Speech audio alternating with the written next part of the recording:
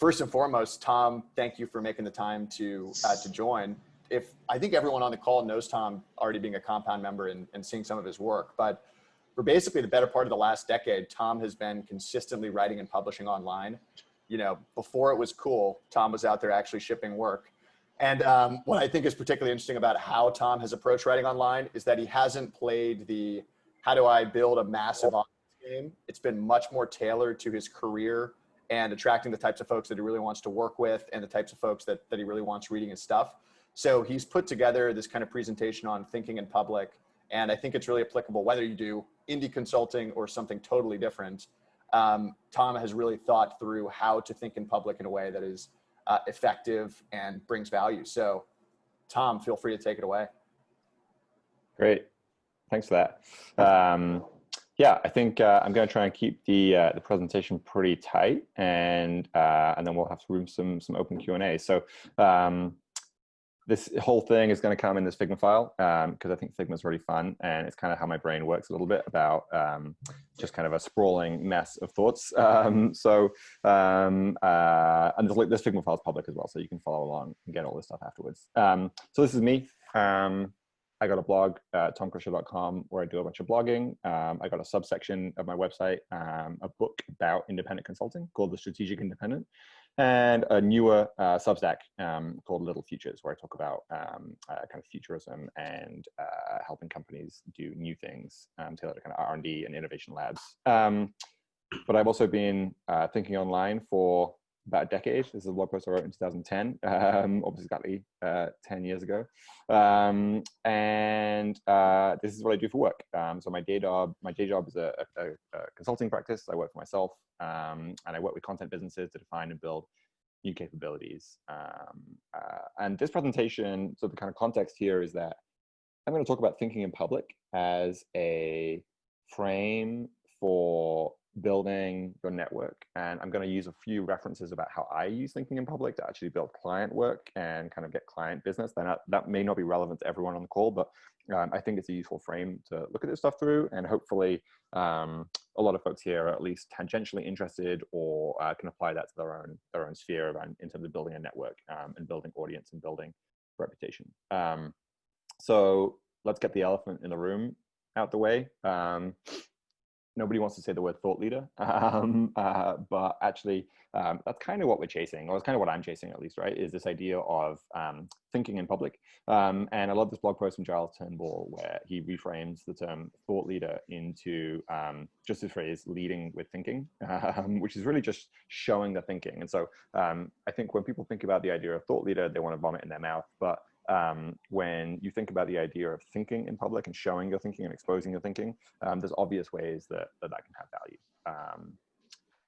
And in particular, I want to talk about this again in the context of consulting. So my consulting practice, this is a diagram from a book, The Business of Expertise by David Baker, which I highly recommend for any consulting or consulting adjacent types. And he has this great phrase, only let clients in the strategy door. And what I mean by that is in my consulting work, I try and do both a mixture of strategy and execution for clients, but I only want clients to come to me through the strategy door.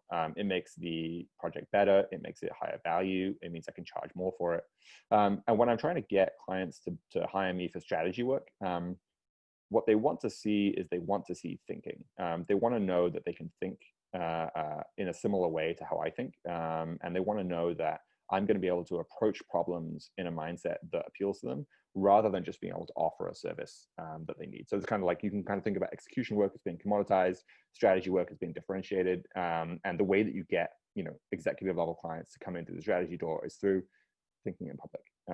And that's been effective for me. I hope that some variety of that will be effective for you folks. So the thesis here is that I'm going to talk through is trying out ideas in public for and with small networks in a distinctive voice will bring compound rewards for you. No pun intended on the compound word there for the compound folks here. And I've kind of broken this whole thing down into external rewards, which are things that are kind of useful externally, and then internal rewards, which we'll get to at the end. So where are we? We're right here. 5 things about external rewards. 1, small b blogging. I like to joke that one of the worst things to happen to the internet is analytics, and that we can measure clicks and we can measure a website hits, but we can't measure influence. And I think a lot of people, when they think about creating work publicly and thinking in public, they think about building a large audience. And I'd love to reframe that for everyone to say, you don't need a large audience. What you need is a small network of trusted people. And you should send your work to people. So a lot of people worry about how to get started building a network and how to get started thinking in public. And I would love to kind of emphasize, and if you look back at some of the blog posts that I've written, they have a very small audience, but I'll often have a deliberate kind of intention to send that piece of writing to somebody. So this is this is an example I have here, right here of, I wrote a blog post, Decentralized Brands and the Future of Content Marketing.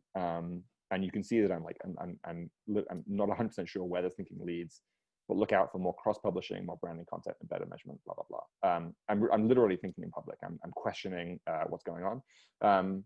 I sent that to some friends, and that ended me up in like leading an in-person roundtable at Union Square Ventures. This is a couple of years back.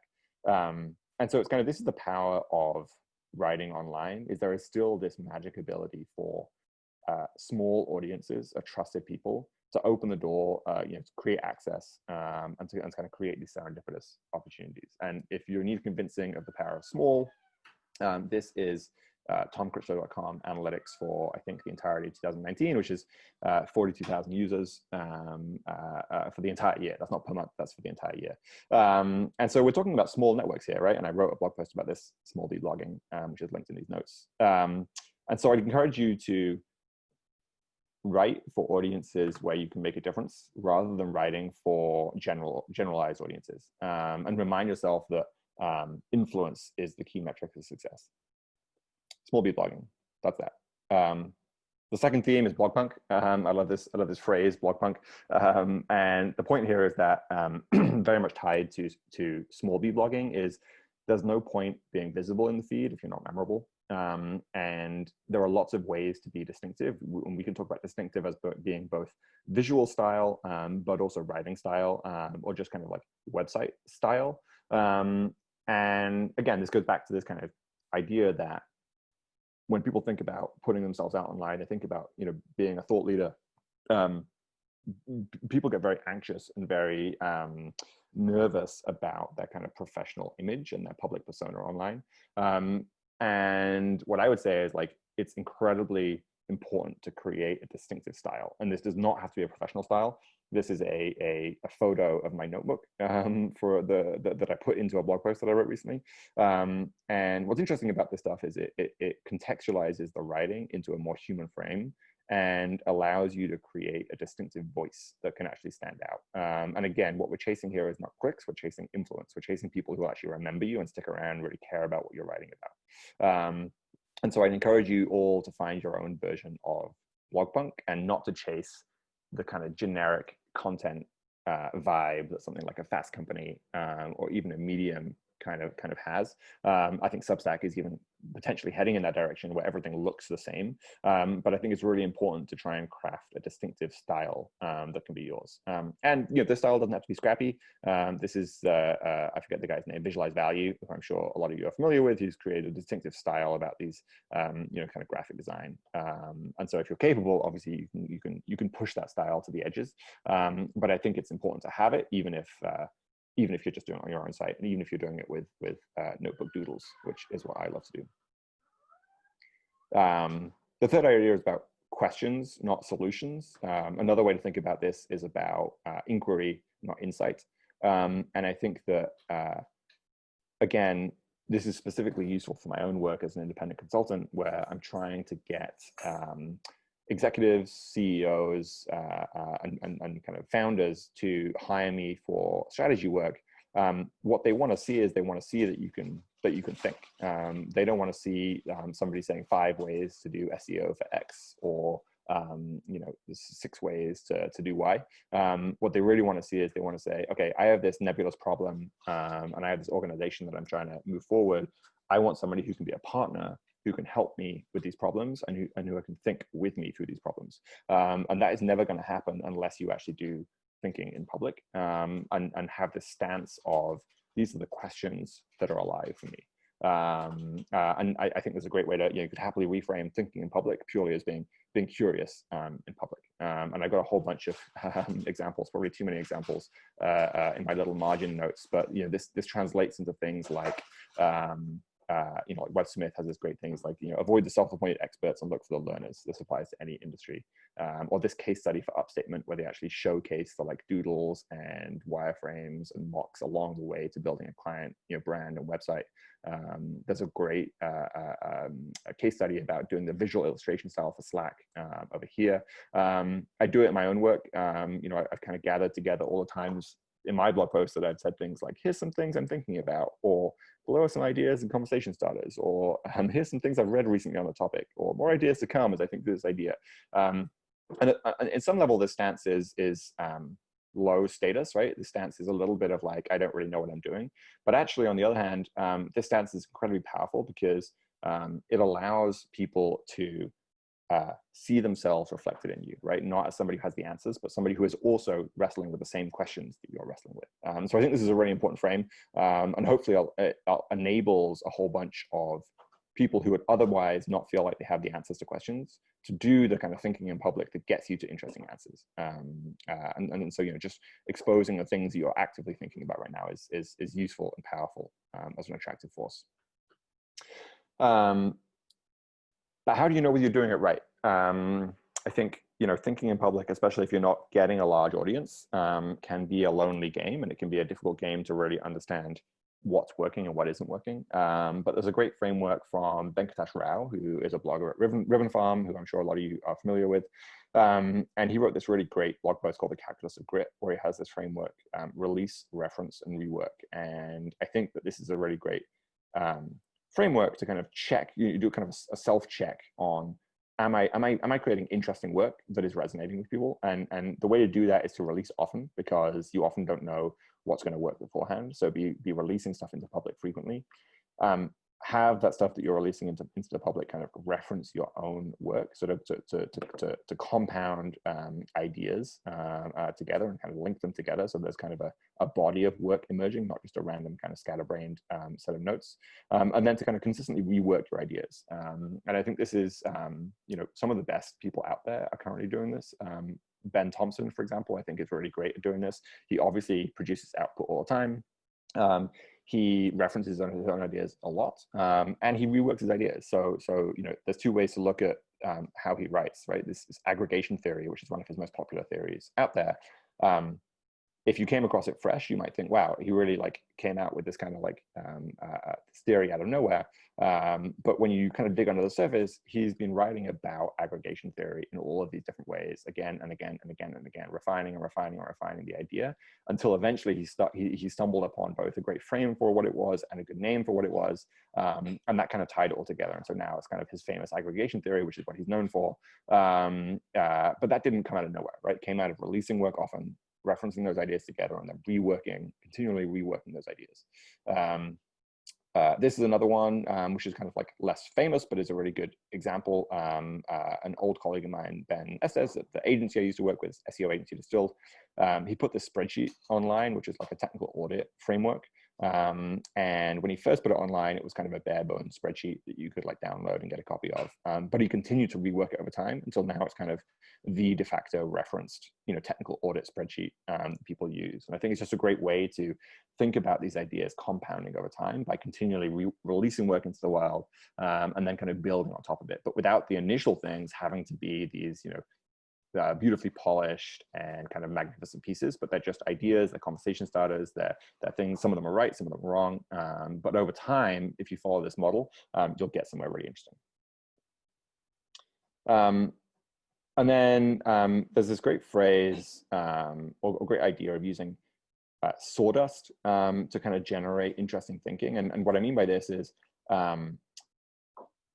when you're doing the work, for example, if you have a day job, but on the side you're writing a Substack, it can be tempting sometimes to kind of tell people that you have the expertise, or tell people why you're important, or why what you know is worth knowing.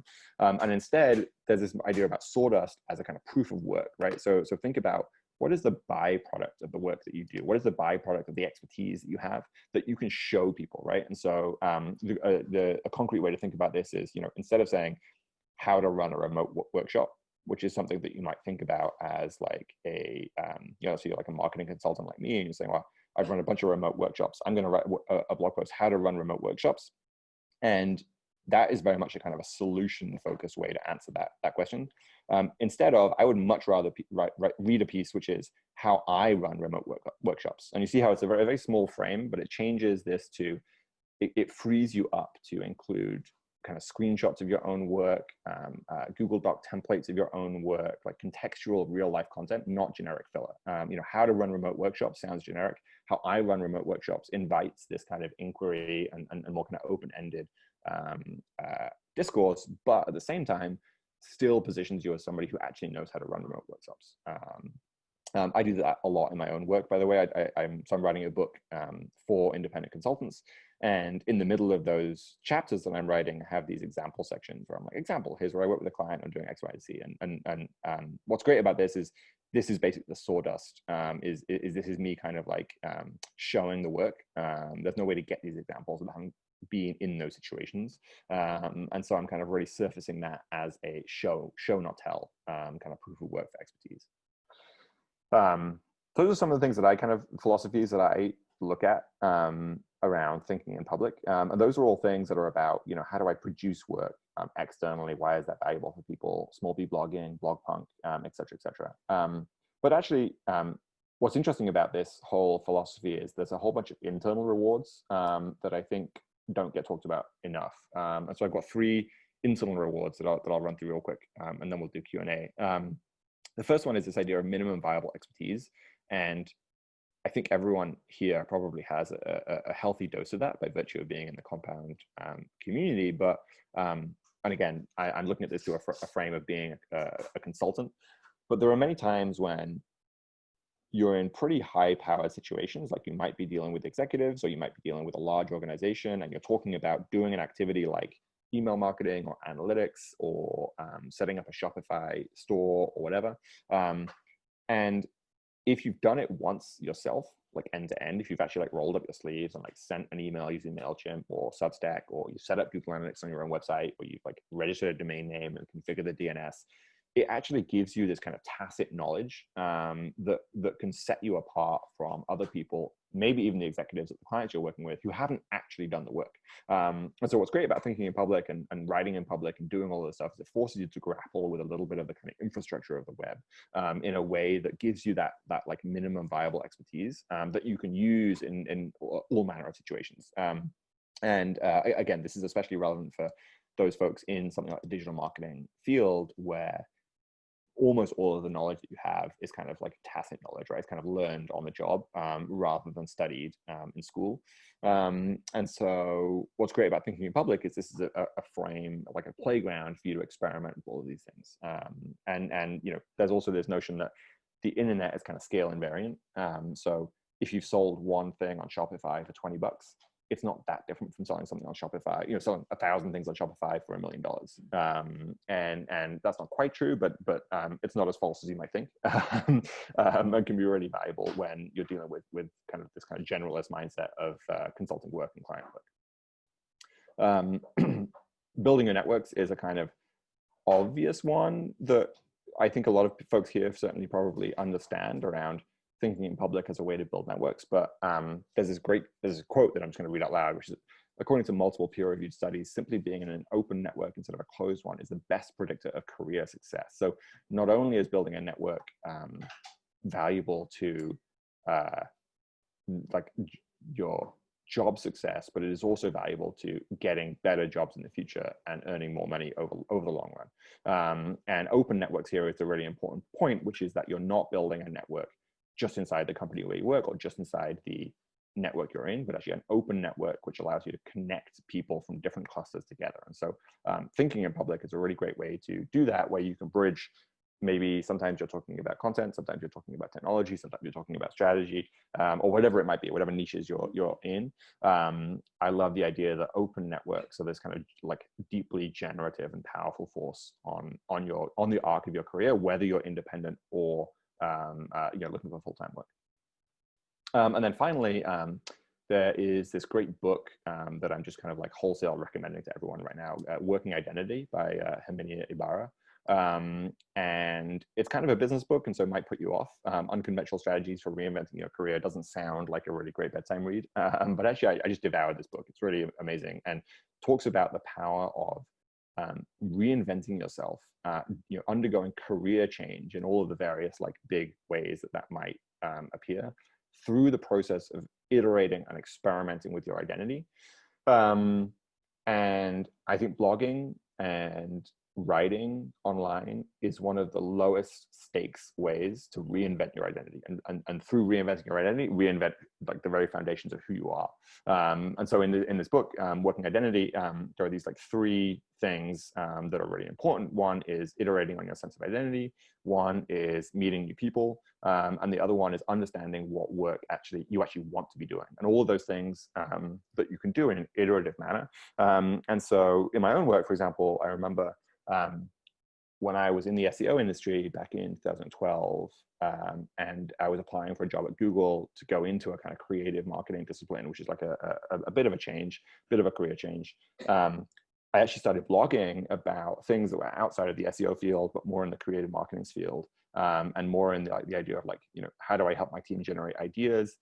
How do I foster creativity in the workplace? And through that process of simply blogging, and you can go back and read this blog post, they're really painful. But through that process of like trying it out, I basically gained new connections and was also able to like shape my own identity in a kind of iterative manner, to feel like I could actually go through some of these kind of foundational kind of career shifts or leaps, if you like. And so I think if you're feeling that idea of like uncertainty about who you are or what you want to do in life, it sounds trite to kind of write it out, but actually, thinking in public and thinking your way through it is actually, backed by science, backed by this Working Identity book, is actually one of the best ways to figure out the future of yourself. And then finally, I've got one kind of piece of advice, which I just think is a superpower, and I don't really need to tell everyone here because we're all in compound, but writing is a team sport. Whenever I write my longer pieces, I always share a draft with a kind of close circle of friends, and increasingly with the compound folks, and get people to give a kind of close read to what I'm writing. Now, this does two things for me. One is it makes the writing better because you get notes and comments, and you fix typos and grammar errors and so on. But this is the other piece, you also get the most trusted people close to you to actually read the thing very closely. Your close reading is a thing which is in short supply on the internet. And I found this to be really transformational in terms of building very small, very, very intimate networks of folks who have now read all of my blog posts with a fine-tooth comb and have left comments on the drafts and then read the final thing and so on. And so I think it's also a superpower to kind of to bring people externally into the fold, into that kind of inner circle, and say, I want you to help make my writing better, and I want to involve you in the process. And through that, you can build really, really strong relationships. And that's it. That's what I got. Like I said, this Figma file is open, and we'll drop the link everywhere you can find it, so you can kind of poke around some of these other notes and links all over here. But yeah, let's send it over to Q&A. Incredible. And we will post a link to this file in the recording as well. So I'm actually going to kill the recording right now, and we'll do the Q&A just for compound members. We can ask about whatever wild, weird things we want to dive into. And I will kill the recording. And thanks everybody who listened in.